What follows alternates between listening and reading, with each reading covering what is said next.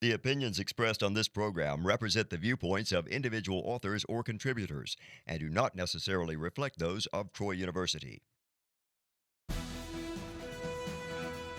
This is EconVersations, a joint production of Troy Trojan Vision and the Manuel Johnson Center for Political Economy. Now, here's your host, Dr. Dan Sutter.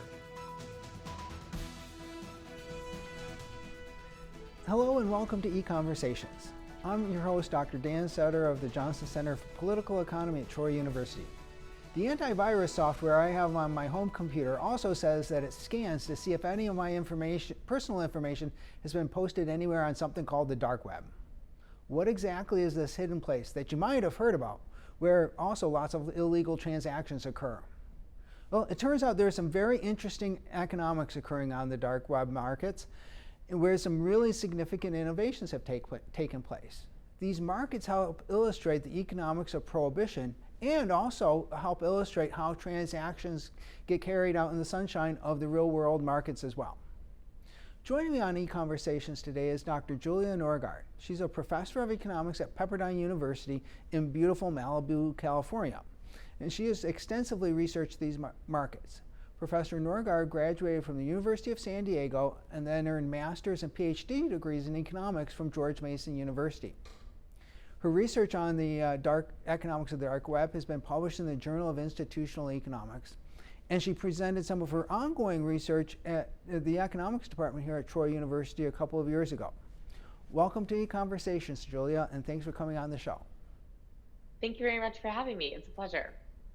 Well, let's just start here by talking about what exactly is the dark web and like how did you get interested in researching this topic? The dark web, or also known as the dark net, is a element of the internet, or it's a subsection of the internet that is neither indexed nor accessible.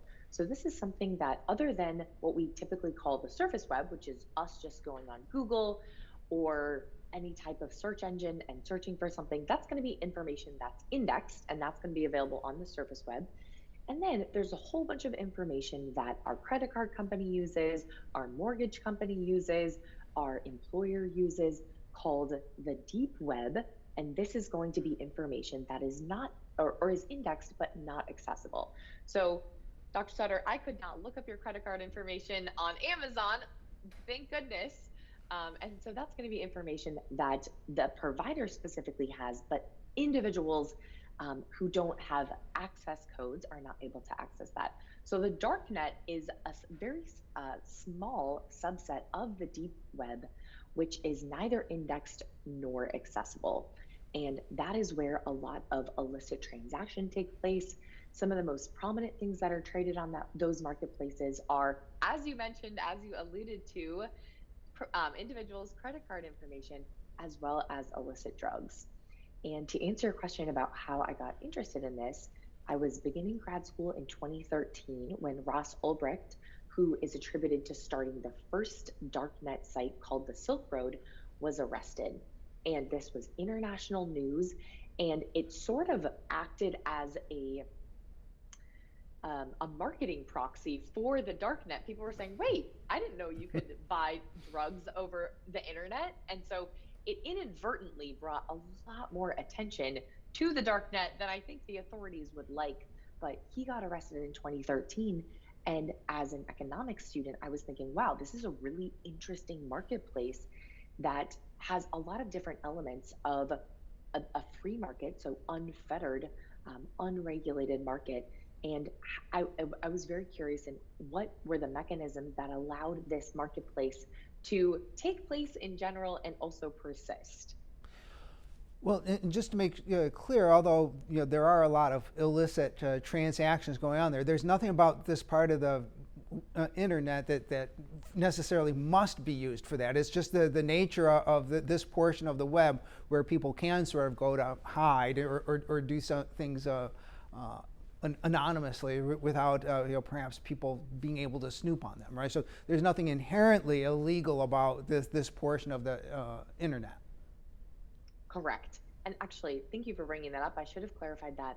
So the original encrypted router is known as Tor, the onion router, and there have been other routers that have emerged since then, I2P, for example. But the United States government actually introduced and came up with that technology for Tor initially to do anonymous web browsing. And they were, so the main structure of these anonymous web browsers, which is the darknet, are what they do is they connect everybody in the network. And they, instead of connecting my IP information to the server's information, it is randomly bounced through individuals in the network. And the reason it's called the onion router is you can think of each part of information being peeled off as the address and information goes through the network, reaches the server, and then bounces back. So if intercepted, it's very difficult to see where the information came from and where it was going. So the United States government originally came up with the technology to do anonymous web browsing online.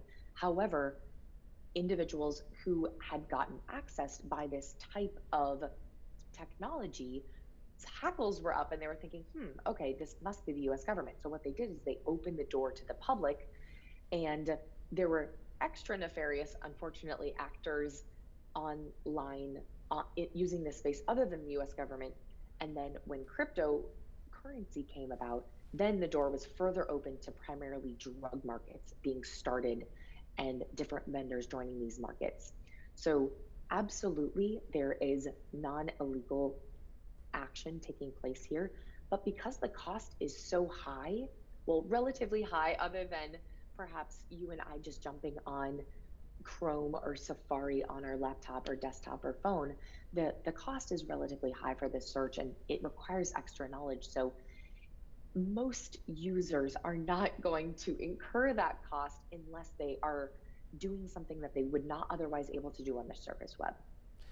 So one question people might ask is if there's a lot of illicit transactions going on there, especially, I guess it's also a place where people can go to try to hire somebody to hack hack somebody for them, or, even arrange murders or a lot of nasty things potentially going on there.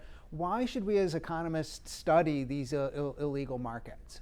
Or is it something that we should say, well, we shouldn't even study this because we might be encouraging it somehow? Well, that's a very good question. And even within and you allude to individuals hiring hitmen or individuals hiring hackers, it's very difficult to verify that that's happened. So I've seen multiple pages that offer those type of services, but it's very difficult to actually verify, was that actually a service that was rendered, or was that some type of exit scam that their vendor was involved in? So as far as I know, these things do happen. However, the prevalence of those service type industries are a very low percentage, as we know, as far as interaction on the dark net in general.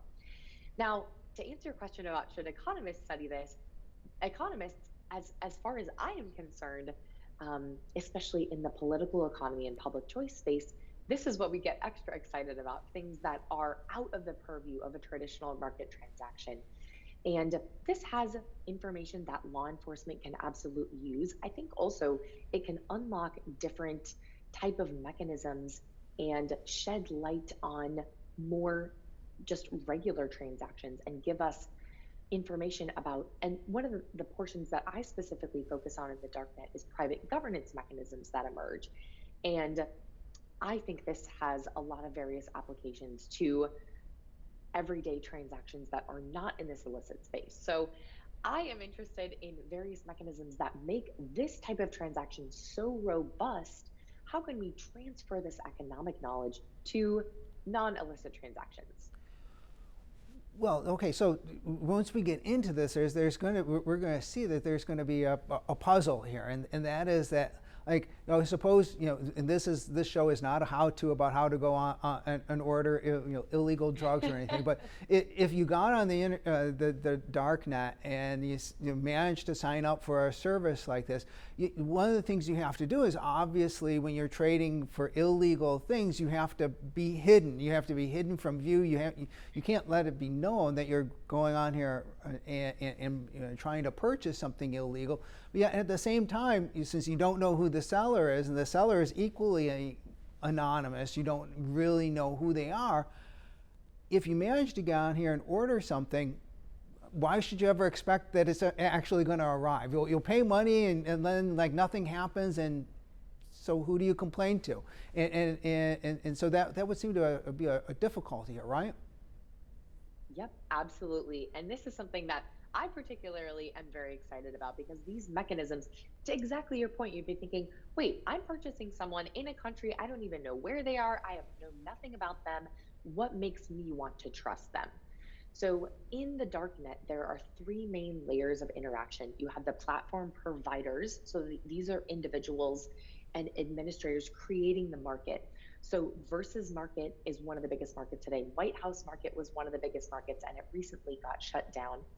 But you have the platform providers with these funky names, and there are notorious ones that still exist, and then some have gotten shut down.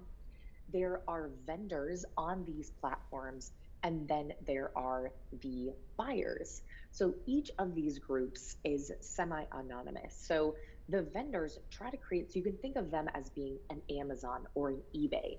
So they want to create an environment where both vendors and buyers feel safe, and they feel like this transaction can be verified. So all of these different platform providers provide administrative and monitoring services for both the vendors and the buyers. So they have extensive, and depending on what platform we're talking about, most of them, especially the big ones, have extensive rules and regulations within their system. And they say, you will get barred. These will be the services that we will not allow you to have access to if you violate our terms of service. So especially the vendors, if they are found, if a lot of buyers report malfeasance, hey, I purchased something from this vendor and didn't actually receive it, then the administrators will step in and say, hey, what's going on here? Also, the administrators want to make it costly for the vendors to provide service. And this prevents, and of course this is not perfect, but it tries to prevent exit scams, meaning vendors come in, they just sell a whole bunch of goods and services and never even deliver them or never even plan on delivering them, and then just get the money. So if you could explain a little bit about how that would work, because if I was going to go on there and I attempt to do this thing where I'll just post ads and people will send me money, and then I'm not going, and I have no intention of ever sending them anything in response. How does the platform prevent this from happening? Tell us. Yep, and they can't prevent it whole cloth, but they definitely do their best to prevent it. So one of the things is they charge a fee for initial posting. So that is costly to some extent. Also, there is a premium that vendors with good reputations can charge, because people feel like, hey, and we can think of just our own interaction on eBay or Amazon. You're thinking, oh wow, this person has 5 stars, and then you're thinking, wait a minute, they only have 2 reviews. These reviews are probably from their Aunt Mildred and their cousin or something like that. So to have a robust history of feedback is something that the vendors are incentivized to do, because they can charge their buyers a premium. Also, buyers are very hesitant to engage, as I was noting with just on the surface web with Amazon and eBay. They're hesitant to buy something from a vendor that doesn't have a very robust, large reputation. So one of the things, and this does incur another cost for vendors, is they will offer free samples initially to build up their network of buyers. So they want to build up this network of buyers to encourage individuals to leave reviews. So that's another way that the platform providers try to encourage this interaction, that actually the vendors are engaging with the buyers in a true and meaningful way. They also highlight prominent vendors. So they incentivize vendors to provide quick and reliable service. They incentivize buyers to also provide exactly the potency that they advertised. Something that's really interesting about this dark net space is that the availability of information specifically on the chemical makeup, particularly of illicit drugs, is primarily very available on these sites. And oftentimes buyers will test the potency of these specific drugs and post their chemical makeup online. So a platform provider will step in, for example, if an individual buyer reports that there was too much baking soda relative to cocaine in what they purchased. And so they will flag that as a violation of their terms and service, saying you did not render the goods and services that you promised to the extent that they were advertised. So the platform providers step in then and can provide a penalty to the vendors, kick them off the platform at all. So they employ a few different enforcement mechanisms within the platform. And we may not be aware of this in our day-to-day transactions in the real-world economy, but we rely a lot on being able to know who we're doing business with, because something called repeat buying is probably like the most important element of how markets work. And markets work well because the ability for you or I as a customer, if we go to a brick and mortar store and buy something there and we're not happy, or we're not happy with the service we get, we simply don't buy it again. But we have to know who we're dealing with, right? For that to work. Yes, and that is an amazing point, and that is one of the challenges of the darknet space. And the platform providers, they know that. They're thinking buyers are going to be a little hesitant if they're just buying something from Weed Guy 101 and they actually don't have a name and face to that. So they try to, on their platform, provide things that where feedback is very prevalent. Individuals can give detailed information, not necessarily on their person, but on the products and services rendered. Also, many vendors sell a variety of different products. So you can think, hey, this specific product seems relatively new, but oh, this vendor has a very strong, long history of selling these other 10 products. So I feel relatively safe purchasing these type of products. That definitely is an issue. And the best thing that the platform providers do is they tie the reputation to the username. And they make creating a new username pretty costly. So very prominent vendors do have a reputation in this space. And what we've actually found, so what does that mean? It means that buyers are connecting. Maybe they don't have a personal relationship that you'd think of that you have with your barista at the local coffee shop, but they're thinking, I do know that Guy 101 always gets me good, fast service. He or she always sends me exactly what is advertised. And we know that these are very coveted relationships with their buyers, because sometimes you have a site that is shut down, and then you have so each individual username within the platform is tagged to that individual user. But maybe one of the big platforms is shut down, and we will have individuals masquerading as that prominent vendor on new sites. Okay. And so it's incumbent upon, so maybe Weed Guy 101 got shut down on Versus Market, but they pop up on White House Market. It is incumbent for the platform provider to say, does this, does this individual vendor actually match the username from this previous vendor? And they have a variety of ways of doing that. They are able to talk to them in private chat rooms. They're able to ask them to provide verification of different transactions from previous marketplaces, and various platforms do allow a transmission or a duplication of one's reputation on a previous platform, because they want prominent vendors on their platforms. So they said, hey, you've built up a very large reputation on Sheet Market. We are going to allow you to transfer that reputation to our marketplace, because we want to take a cut from all the transactions that you are making. And we also want to benefit from the buyers that you're bringing into our marketplace.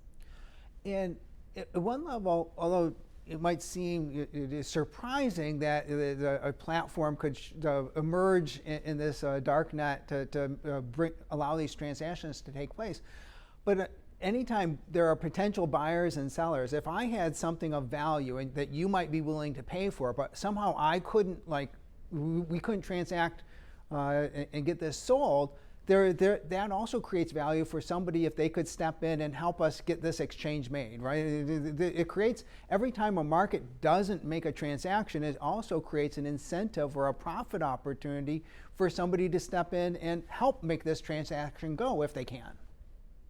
Absolutely. Yep. And one thing I want to point out, Dr. Sutter, just to maybe alleviate our audience's trepidation of this market, because there are a lot of illicit, seemingly very scary things that happen here, especially in our very dynamic economy. We see very basic goods and services popping up on darknet sites in economies that have very serious shortages of these goods and services. So very basic toiletries, for example, I've seen pop up. N95 masks popped up on the darknet when there was a large shortage of them initially with the COVID pandemic. And I interact or I engage in this space pretty often, that I have familiarity with whether or not these things are a scam. So I could definitely tell some of them are scams, but it looks like some of the vendors actually were legitimately selling N95 masks. We also see different categories that we would not deem illegal in the United States. Books, for example, is a category on many of these sites where very few books, if any, that I can think of off the top of my head in the United States are legal. However, in other economies, you have more strict governance. And so various things are illegal that are illegal in some countries are not illegal here, but they are available on the dark net. So it is a very serious alternative to turn to if other avenues and other markets have been shut off in your economy because of a variety of different reasons. But I find that very encouraging as far as that being an alternative space, and these marketplaces are already set up, the reputation mechanisms are already set up. So people feel, oh my goodness, we have these extreme shortages. We are not able to get basic foods. The darknet does provide this marketplace that individuals are able to access if all other marketplaces are not available to them. There's another problem that illicit markets, even and especially in the real world, face, and that's what's known as a lack of third-party enforcement. Explain for us, now that's a term that we as economists are quite familiar with, but explain for us what that means and how that can be a real impediment to doing business. Yep, absolutely. So if you and I are transacting, and let's say I'm the buyer and you own a coffee shop down the street called Dan's, and you are selling me coffee that makes me sick, or that is not exactly what I thought I would pay for. Normally, we would negotiate in-house and say, and you would oblige and say, oh my goodness, I'm so sorry you didn't get what you would like. Here is another cup of coffee or whatnot. But perhaps it escalated to the point where we need to get a third party involved. You have insurance as a individual business, and perhaps if there was some type of criminal activity happening, this would escalate to a third party and they would adjudicate the dispute between us and say, you know what, okay, let's hear Dr. Sutter's side, let's hear Dr. Norgaard's side. What was the coffee battle going on? And this is how and as I noted before, typically it doesn't escalate to this, but this is always a third-party enforcement and even the threat of third-party enforcement can keep us in line to some extent.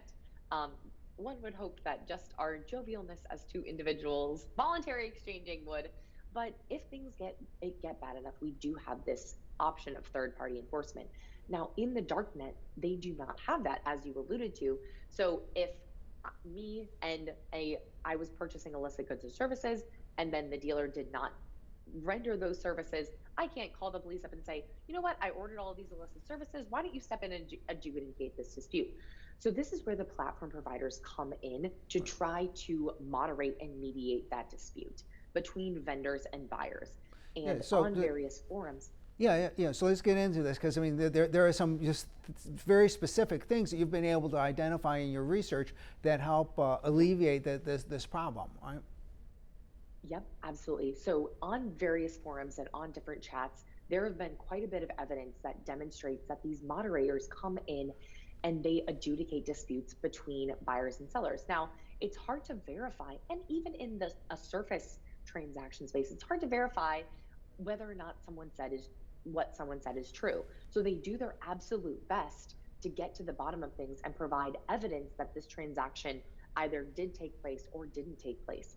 One really specifically difficult thing for the platforms to verify is whether or not the buyer actually received the goods or services. So they could say, they could have the package delivered on time, but they could say, hey, I didn't actually receive this good or service. However, the vast majority of these goods and services are delivered via USPS, FedEx, UPS.